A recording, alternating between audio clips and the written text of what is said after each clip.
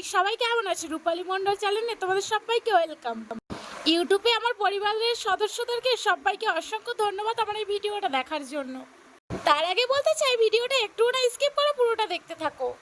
এখানে আমি চলে এসেছিলাম আজকের বাজারে, তোমরা দেখতেই পাচ্ছ আমি আজকের বাজারে এসেছিলাম।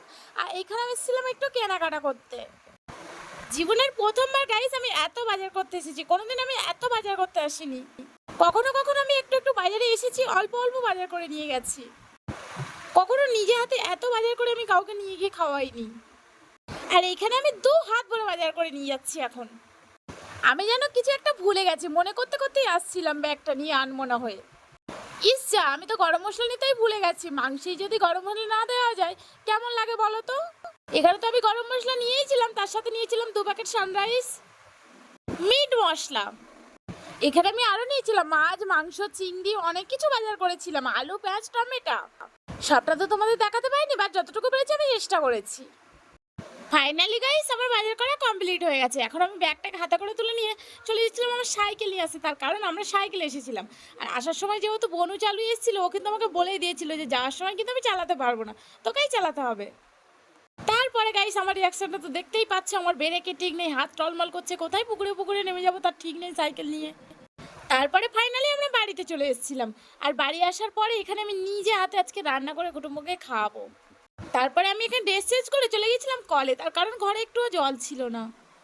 আর আমাদের কলটা একদম নদীর পাড়ে, তোমাদেরকে একটু দেখাই। আমি বলেছিলাম যে আমি গ্রামে বাস করি। তারপরে তোমরা আমার একটা ভিডিও দেখে বলেছিলে যে দিদি তোমার বাড়ি কি নদীর ধারে? হ্যাঁ, আমার বাড়ি নদীর ধারে, আর আমি গ্রামে বাস করি। যারা জানো না তারা জেনে নাও, দেখে নাও আমার গ্রামটা কত সুন্দর, তোমাদেরকে দেখিয়ে দিলাম। আর এখানে আমি কল থেকে চলে এসে দেখছিলাম সাহেব একটু চাউমিন খাচ্ছে। এইটি আমার দিদিমা, এটি আমার ঠাম্মা। তারপরে এখানে ও মাংস কাটাকাটি করছিল। তারপরে এখানে আমি একদম মশলাপাতি বেটে একদম রান্নার জন্য জোগাড় করার জন্য একদম সেটে শুটে বসে পড়লাম। আমার এই ভিডিওটা দেখতে দেখতে তোমরা অবশ্যই একটা ভিডিওতে লাইক করে দাও। আচ্ছা, আর আমার চ্যানেলে নতুন আছে অবশ্যই আমার চ্যানেলটিকে সাবস্ক্রাইব করে আমার পাশে থাকো। প্লিজ গাইস, তোমাদের কাছে রিকোয়েস্ট করবো, তোমরা কেউ আমাকে এরম ধরনের কমেন্ট করো না যে তুমি গ্রামে বাস করো, উলোনে রান্না করো, আবার তুমি ভিডিও করতে এসছো। হ্যাঁ, আমি গরিব ঘরের মেয়ে, তাই বলে এই নয় যে আমি স্বাধীন জীবনযাপন করতে পারবো না। আর এখানে দেখো আমাদের মাছের একটা ডিম হয়েছিল, এটা হলো ট্যাংরা মাছের ডিম, যেটা আমি নিজে বাজার থেকে কিনে নিয়ে এসেছিলাম। মাছটা কাটার পরে এরকম একটা ডিম বার হওয়াতে আমার এত হাসি পাচ্ছিল এটা দেখে। জাস্ট ডিমটা দেখো, আর এইখানে মাংসটা হয়েই এসেছিলো কাটাকুটি। আর প্রায় আমি এখানে মশলাটা করেও ফেলেছিলাম, আর তারপর আমি মাংসটা দিয়ে দিলাম। তো আমার ভিডিওটা আজকের এই অবধি। আমি তো লোক কুটুম্বদের খাওয়াবো সেটা তো তোমাদেরকে দেখাতে পারছি না, বাট যেটুকু আমি পেরেছি সেটুকু তোমাদেরকে দেখিয়েছি। তো প্লিজ আমার ভিডিওটা ভালো লাগে অবশ্যই একটা লাইক করে দাও। চলো, টাটা অ্যান্ড টেক কেয়ার, সবাই ভালো থেকো।